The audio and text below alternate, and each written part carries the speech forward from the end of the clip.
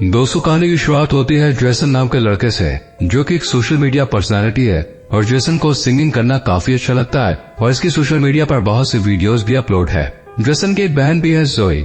इन दोनों को parents Saint Adeline Catholic school में छोड़ने के लिए आते हैं और यहीं पर हम सारा नाम की एक लड़की को भी देखते हैं, जो कि जेसन को पसंद करती थी और जोई की रूममेट थी। जेसन के फादर जेसन को पढ़ाई पर फोकस करने के लिए कहते हैं, लेकिन जेसन सिंगिंग की दुनिया में जाने का ख्वाब देखता है। जेसन की फैमिली को देखकर सिस्टर रेबेका इनके पास आती है और पेरेंट्स को यह भरोसा दिलाती है कि वो इन दोनों की अच्छे से देखभाल करेगी। इसके बाद रेबेका नई टीचर सोफिया से मिलने जाती है, जिसका आज स्कूल में फर्स्ट डे था। रेबेका सोफिया को टीचर के सभी रूल्स बताती है और साथ ही मेकअप ना करने के लिए भी कहती है। ये सुनकर सोफिया तुरंत ही अपनी लिपस्टिक हटा देती है। जब रेबेका सोफिया को स्कूल दिखाती है तो तभी इन्हें रास्ते में जेसन मिल जाता है, जिसे देखकर सोफिया जेसन से इम्प्रेस हो जाती है और जेसन को ही देखती रहती है। इसके बाद सोफिया अपने कमरे में आकर अपना लैपटॉप ऑन करती है और जेसन की वीडियोस देखने लगती है।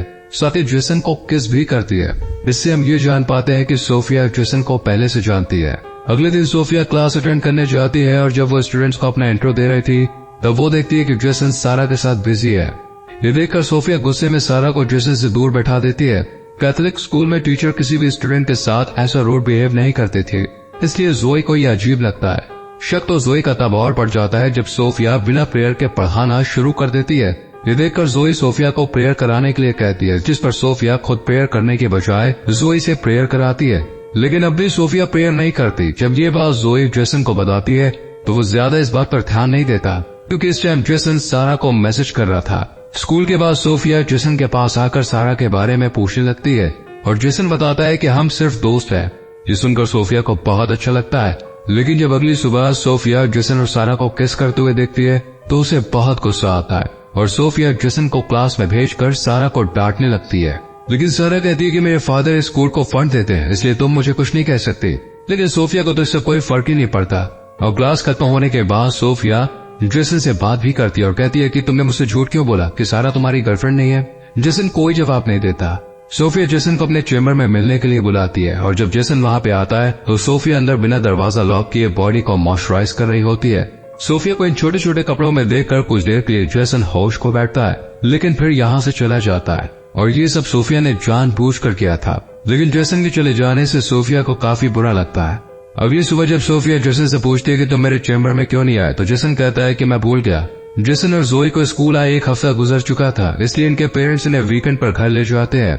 जेसन के चले जाने के बाद सोफिया भी रेबेका से अपनी आंटी की तबीयत खराब का बहाना लगाकर छुट्टी ले लेती है। इधर हम जेसन को देखते हैं जो अपने फादर से 1 साल का टाइम मांगता है ताकि वो पढ़ाई को होल्ड करके सिंगिंग को टाइम दे सके। लेकिन फादर के मना करने के बाद वो गुस्सा होकर बाहर आकर अकेला ही गाना गाने लगता है और यहीं पर हम सोफिया को भी देखते हैं, जो कि जेसन के घर तक आ गई थी और छुप कर जेसन का गाना सुनने लगती है। लेकिन जैसे ही जेसन के पास सारा का कॉल आता है तो सोफिया गुस्सा होकर यहाँ से चली जाती है। सोफिया जेसन और सारा को अलग करना चाहती थी, इसलिए वो रात को जोई और सारा के रूम में जाती है और सारा की बुक के फर्स्ट पेज में ड्रग्स रख देती है और जब कमरे से बाहर निकलती है तो सिस्टर रेबेका सोफिया को देख लेती है। सोफिया रेबेका से कहती है कि मैं यहाँ किसी की आवाज सुनकर देखने आई थी।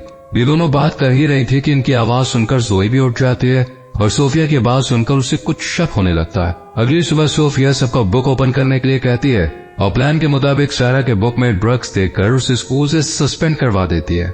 इसके बाद सोफिया रेबेका से भी बॉयज के रूम की तलाशी लेने के लिए कहती है। अब चूंकि ये स्कूल की इज्जत का सवाल था, इसलिए रेबेका तुरंत बॉयज के रूम की तलाशी लेने पहुंच जाती है और यहाँ जेसन के रूम में इन्हें एक शराब की बोतल मिलती है। ये बोतल भी सोफिया ने ही रखी थी। दरअसल इस बोतल को रखने के पीछे सोफिया का एक खास मकसद था, ताकि सोफिया सजा के तौर पर जेसन को सर्विसेज कम्युनिटी ज्वाइन करवा सके और उसके साथ स्कूल में ज्यादा से ज्यादा वक्त गुजार सके। जब स्कूल के हेड को इस शराब की बोतल के बारे में पता चलता है तो वो जेसन को स्कूल से निकालने का फैसला करते हैं, लेकिन सोफिया ऐसा करने से मना करती है और कहती है कि जेसन को स्कूल से निकालने के बजाय इसे हमारी सर्विसेज कम्युनिटी में लगा देना चाहिए।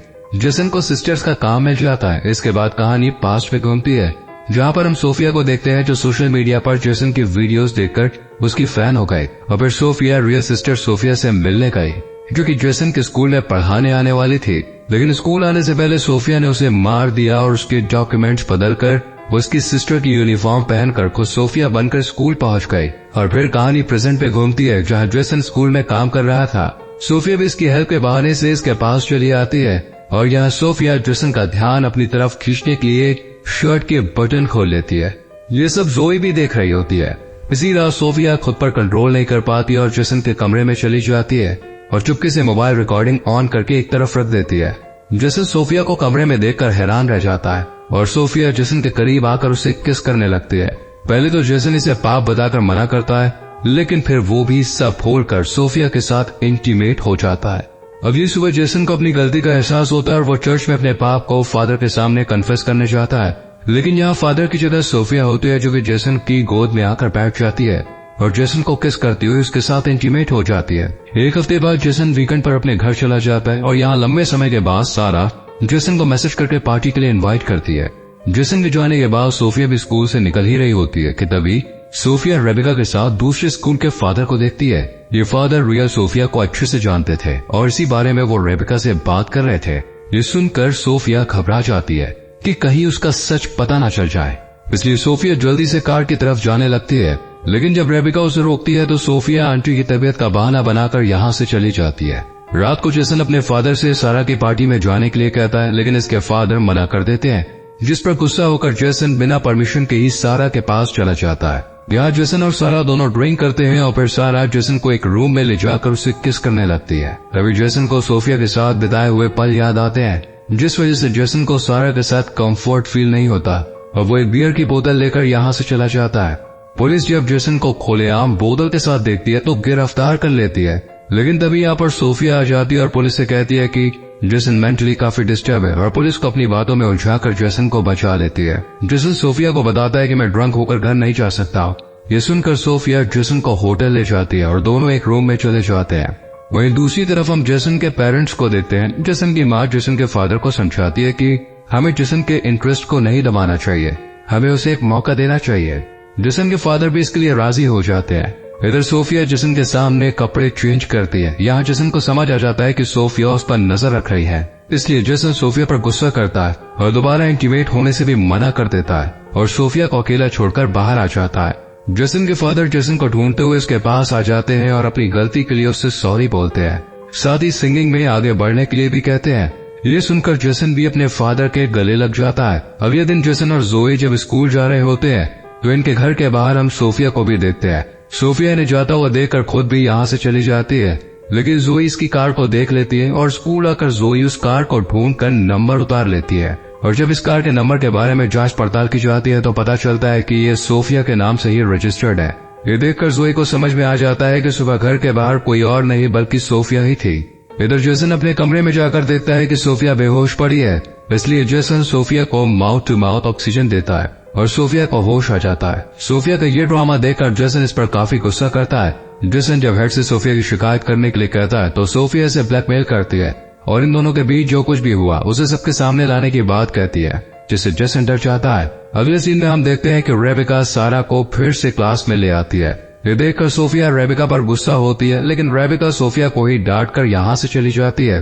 सारा के आ जाने से सोफिया अपना कंट्रोल खो देती है और नहाते वक्त सारा को बाथरूम में ही मार देती है और बाद में ऐसा प्रिटेंड करती है जैसे कि ये एक एक्सीडेंट था। इसके बाद सारा की बॉडी को पोस्टमार्टम के लिए भेज दिया जाता है। जोई को यह सब काफी अजीब लग रहा था, जिसे सोफिया के पास जाकर इस मौत के पीछे उसको दोषी ठहराता है, लेकिन सोफिया मना कर देती है और जेसन को ब्लैकमेल करती हुई उसे इंटीमेट वीडियो दिखाती है और कहती है कि तुमने सारा के लिए जुबान खोली तो मैं ये MMS लीक कर दूंगी। अगले दिन जेसन जोई अपने मॉम के साथ जब घर आते हैं तो सोफिया भी अपनी आंटी की डेथ का बहाना बनाकर स्कूल से निकल जाती है और रात में जब जेसन अपनी फैमिली के साथ बाहर डिनर पर जाता है तो सोफिया भी उन्हें ज्वाइन कर लेती है। इधर रेबिका को पता चल जाता है कि सोफिया की कोई आंटी नहीं है। वहीं जेसन भी जोई को सब सच बता देता है और फिर ये दोनों रियल सोफिया के बारे में पता करने की कोशिश करते हैं। इधर रेबिका सोफिया को बताती है कि मुझे सब पता चल गया है, तुम असली सोफिया नहीं हो। इस सच को बताने के लिए रेबिका स्कूल के हेड के पास जा ही रही होती है कि सोफिया रेबिका के सर पर अटैक कर देती है। वहीं जेसन और जोई को सोफिया के कमरे से उसका लैपटॉप मिल जाता है, जिसमें जेसन की वीडियोस फोटोज थे और ये सोफिया ने बल्कि लौरा थे। ये लैपटॉप लेकर ये दोनों चर्च में रेबिका को सब सच बताने जाते हैं और तभी यहाँ सोफिया आ जाती है और हम सोफिया को देखकर समझ पाते हैं कि ये एक साइको है। इसलिए सोफिया कहती है कि तुमने सारे गाने मेरे लिए गाए, तुम मुझसे प्यार करते हो। और फिर सोफिया जोई पर अटैक कर देती है, लेकिन जेसन सोफिया को रोक लेता है, लेकिन सोफिया जेसन पर अटैक कर दोबारा जोई को मारने चली जाती है, लेकिन तभी रेबिका आकर सोफिया को रोक लेती है, पर सोफिया उल्टा रेबिका को मारने लगती है। अपने पीछे से जेसन आकर सोफिया के पीठ पर स्क्रू से वार कर देता है, पर सोफिया मारी जाती है। और लास्ट में हम जेसन के फादर को देखते हैं, जिन्होंने जोई को कार और जेसन को गिटार गिफ्ट किया था। और इसी के साथ यह मूवी यहीं खत्म हो जाती है। दोस्तों, अगर आपको इस मूवी की एक्सप्लेनेशन अच्छी लगी हो तो वीडियो को लाइक और शेयर जरूर करें।